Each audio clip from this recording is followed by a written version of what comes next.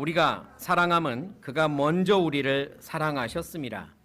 네, 하나님이 우리를 먼저 사랑하셨기 때문에 우리가 사랑하는 거예요. 하나님이 우리를 얼마나 사랑하셨는지 그 크기를 알면 우리도 하나님을 그렇게 크게 사랑할 수 있습니다.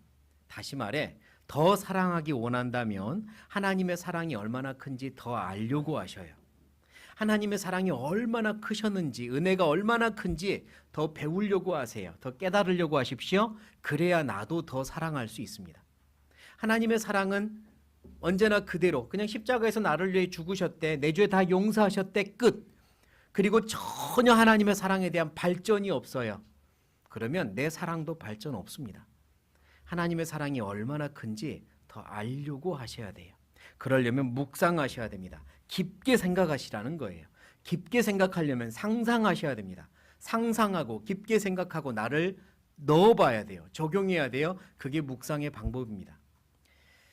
성숙한 신앙생활을 하려면요, 개인적으로 묵상하고 깨달아가야 돼요. 남들이 묵상한 거 알려줘서 그렇구나 이게 아니라 내가 알아가야 돼요. 내가 깨달아가야 됩니다. 상상이 필요하고 깊이 생각하는 게 필요해요. 상상을 잘 못하는 분들이 있습니다. 사실은 상상을 못하는 게 아니라 안 하는 것 같아요. 안 하는 것 같아요. 예를 들어볼게요. 오늘 밤 여러분 각자의 휴대폰으로 제가 문자를 보냈습니다. 뭐라고 보냈냐면 급한 일이 있어 내일 좀 만납시다. 내일 만나야겠습니다. 내일 집무실로 와주세요 라고 문자를 딱 보냈어요. 밤에 다른 이유 없어요. 그것만 딱 보낸 겁니다. 그러면 그거 받으면서 알았어요 내일 가지 뭐 하고 그냥 잘 것 같습니까? 아니면 왜 부르는 거야? 무슨 일이지? 혹시 나 혼나? 그건 아닐 거고 혹시 뭐 중요한 일인가? 아니면 뭐 무슨 오해가 있는 거야? 생각할까요? 안 할까요? 그게 상상이란 말이에요. 상상 안 하겠습니까? 제가 다시 문자를 이렇게 보낸다고 하죠. 오늘 밤에 저 내일 좀 만나야겠습니다. 제가 고백할 게 있습니다. 이렇게 있어요.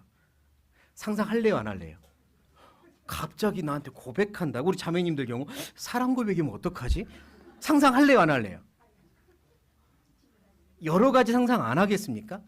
그런 상상을 한다면 여러분 묵상할 준비되어 있는 거예요. 묵상할 능력이 있는 거라고요. 아무 상상 없이 뭐야 내일 보자는 거잖아 하고 아무 생각 없이 잠을 잔다면 묵상하기 조금 어렵겠다 싶지만 이런저런 상상을 해본다면 여러분 묵상할 준비되어 있는 겁니다.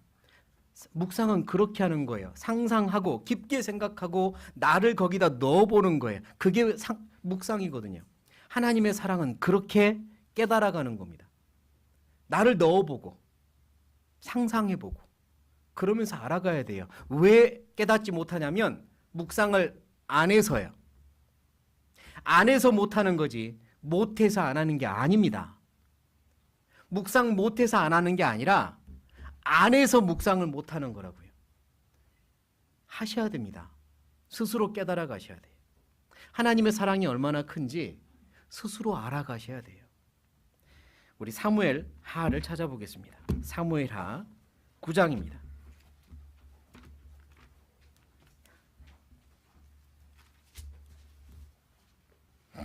사무엘하 9장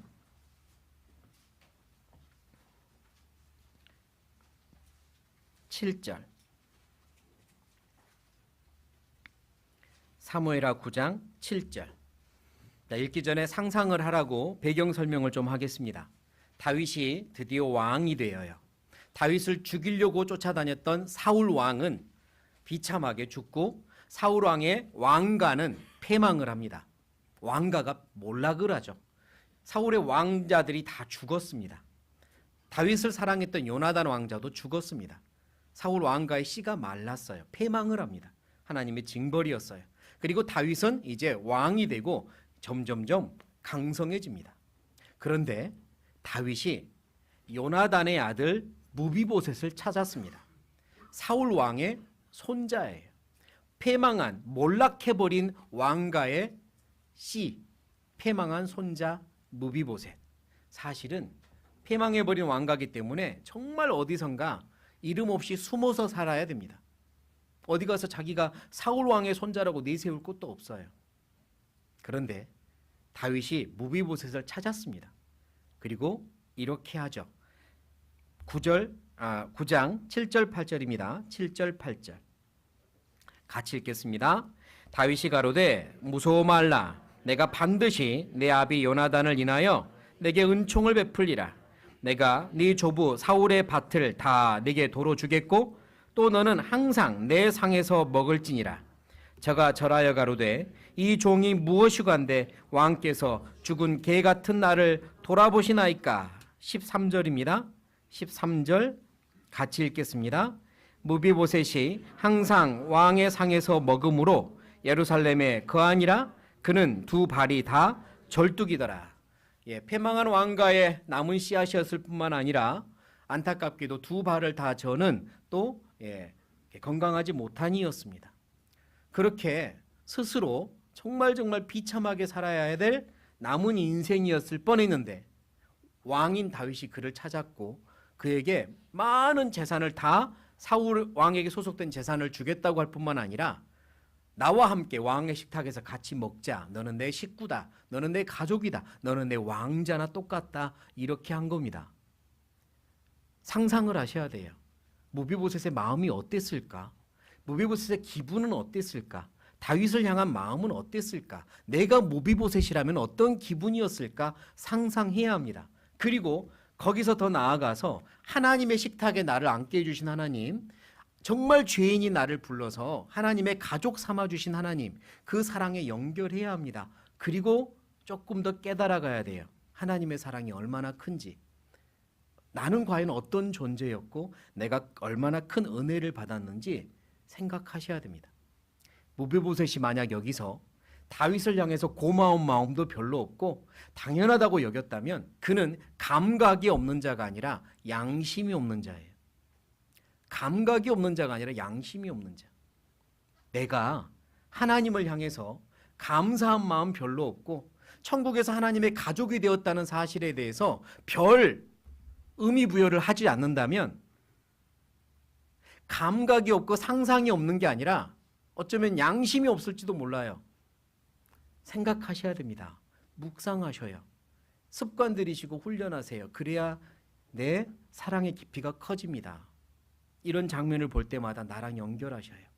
내가 얼마나 큰 은혜를 받은 사람인가 이렇게요. 이런 상상도 한번 해보죠. 어느 날 모두회 때 우리 잘 아는 우리 교회 한 자매님이 앞에 나와서 간증을 합니다. 그런데 이렇게 시작해요. 제가 오늘 처음으로 제 어려서 출생 때부터 한 가지 고백을 하겠습니다. 이래요. 그럼 조금 솔깃하죠? 처음 듣는 이야기라고 하니까. 사실 저 태어났을 때 부모에게 버림을 받아서 쓰레기통에 버려졌었습니다. 탯줄도 끊지 않고 버려진 채로 그렇게 전 간신히 살아 있었는데 지나가는 사람이 저를 발견하고 병원으로 급히 데려가서 간신히 살았다고 합니다. 저 그렇게 살아난 사람입니다. 그리고 보육원으로 보내졌고 누군가를 만나 부모님으로 부르며 여기까지 왔어요. 저 사실 그렇게 기적적으로 살았습니다. 라고 이야기한다면 처음 듣는 이야기인데 그럼 여러분들 들으면서 그랬나 보다 이러실 것 같습니까? 아이고 저런 세상에 큰 기적이 있었구나 이런 마음이 들 것 같습니까? 1번, 2번. 1번 그게 뭔데 그래서 어쩌라고 이런 마음 있으실 것 같으세요? 없죠. 그건 말도 안 돼요. 상상할 수 있잖아요. 아 정말 그런 일이 있었어? 대단하다. 얼마나 안타까운 일이야. 세상에 그 조그만 아이 죽을 뻔했구나. 그런데 누군가의 손에 의해서 살아났구나. 이런 생각할 거 아니에요. 너무 잘 됐다. 너무 다행이다. 그럴 거 아니에요. 상상을 해서. 에스겔서를 찾겠습니다. 에스겔 16장.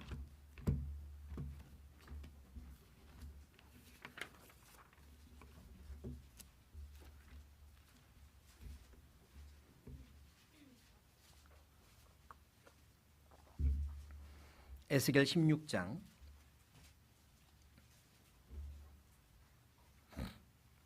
4절부터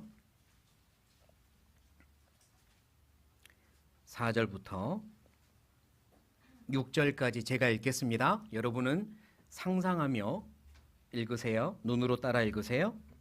너의 난 것을 말하건대 네가 날 때에 내 배꼽줄을 자르지 아니하였고 너를 물로 씻어 정결케 하지 아니하였고 네게 소금을 뿌리지 아니하였고 너를 강보로 싸지도 아니하였나니 너를 돌아보아 이 중에 한 가지라도 네게 행하여 너를 긍휼히 여긴 자가 없었으므로 네가 나던 날에 네 몸이 꺼린 바 되어 네가 들에 버리웠었느니라. 내가 내 곁으로 지나갈 때에 네가 피투성이가 되어 발짓하는 것을 보고 네게 이르기를 너는 피투성이라도 살라. 다시 이르기를 너는 피투성이라도 살라 하고 8절 같이 읽겠습니다. 내가 내 곁으로 지나며 보니 내 때가 사랑스러운 때라. 내 옷으로 너를 덮어 벌거벗은 것을 가리우고 네게 맹세하고 언약하여 너로 내게 속하게 하였었느니라. 나 주 여호와의 말이니라. 누구 이야기입니까? 하나님과 누구 이야기? 나 이야기. 하나님과 나 이야기거든요.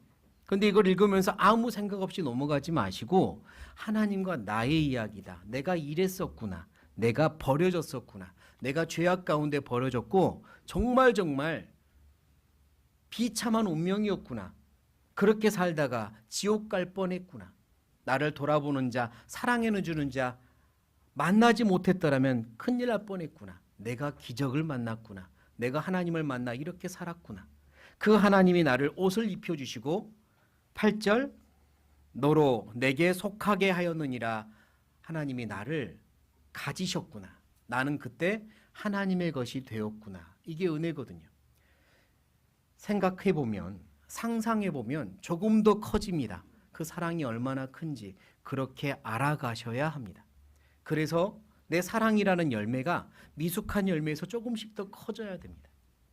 저는 하나님의 사랑이 얼마나 큰지 이 말씀을 에스겔 말고요. 지금 보려고 하는 이 말씀을 통해 큰 감격을 받은 적이 있어요. 일명 어찌알고 사랑. 제가 나름대로 붙인 이름입니다. 어찌알고 사랑. 누가복음 20장입니다. 누가복음 20장.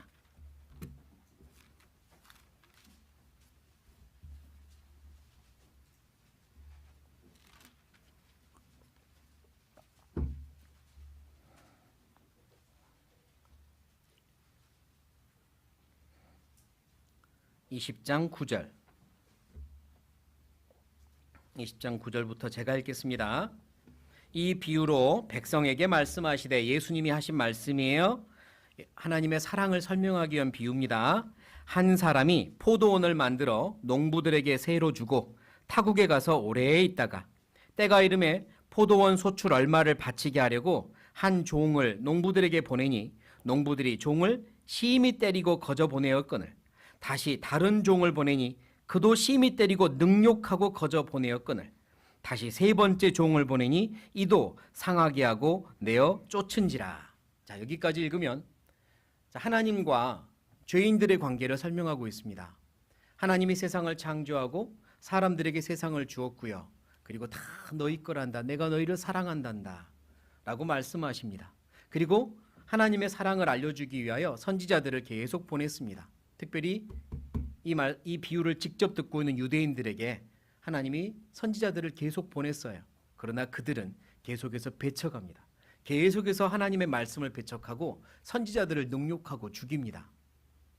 사람들의 모습, 죄인들의 모습이에요. 하나님은 계속해서 그들에게 보내서 하나님의 사랑을 알려주고 그리고 하나님의 사랑을 돌려받기를 원하고 있는데, 함께 사랑하기를 원하고 있는데 그게 안 돼요. 계속 죽입니다. 자, 이때 하나님은 어떻게 하셨을까? 어찌 감히 이럴 수 있단 말이냐? 이러신 게 아니라는 거예요. 13절입니다. 13절을 같이 읽겠습니다.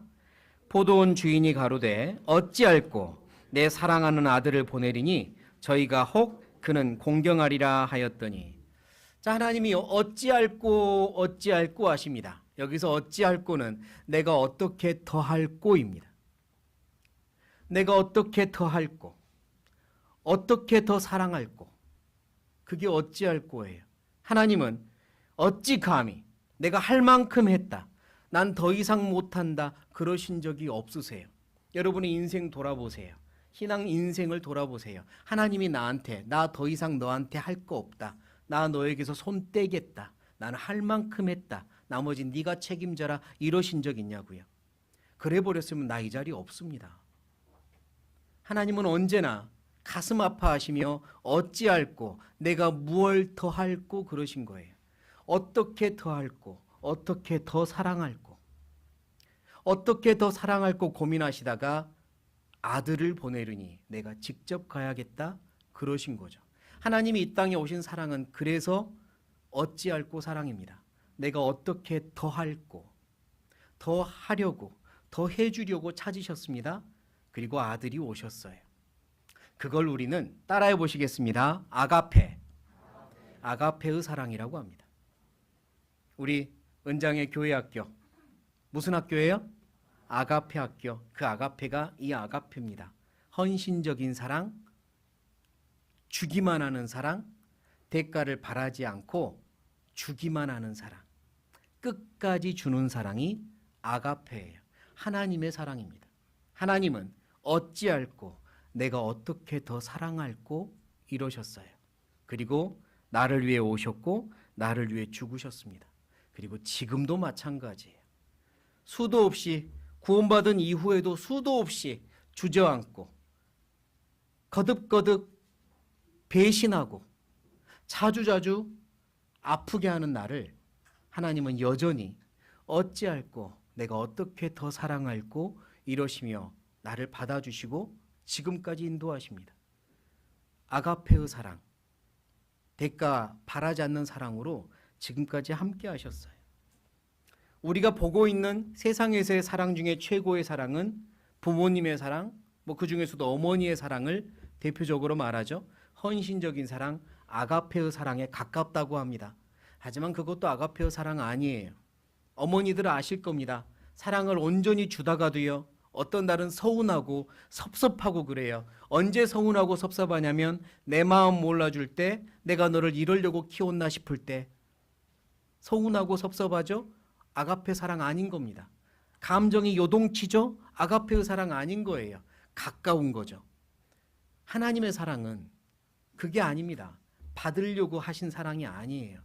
어떻게 하면 더 줄 거, 어떻게 하면 더 할 거, 최선을 언제나 다해서 주시는 사랑입니다. 그게 하나님의 아가페의 사랑이에요.